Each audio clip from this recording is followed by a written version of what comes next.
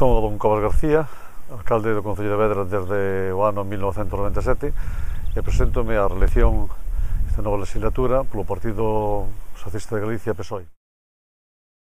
Bueno, eu das obras que destacaría nesta legislatura sería, sin duda alguna, pois este centro de interpretación de Vedra, que estamos aquí dentro, tamén pois a recuperación da estación de ferrocarril de Santa Cruz de Ribadulla para centro de formación, e o Centro Sociocultural de Trove, como tamén o Centro Sociocultural de San Fins de Sales, que está habituado, está ali para celebrar as festas na Carballeira de San Fins.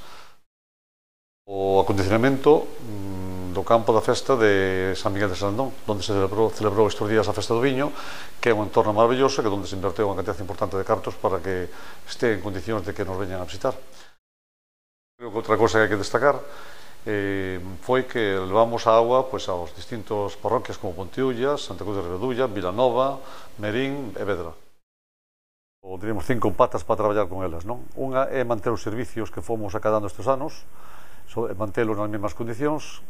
Queremos tamén potenciar o turismo, que é unha das fontes en que ahora se empeza xa a traballar e mover un pouco este concello. Temos as cualidades óptimas para iso, por eso temos pazos, temos bons restaurantes, temos un bo paisaxe, e queremos darlle un pulo a través da oficina de turismo e tamén en coordinación, ao mellor, cos concellos do lado.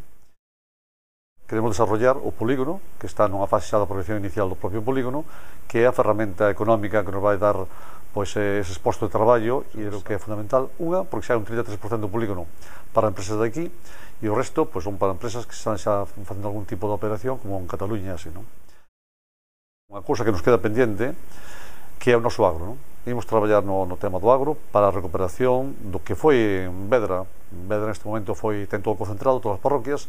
Iso dilatouse no tempo, porque foi un proceso de 30 anos.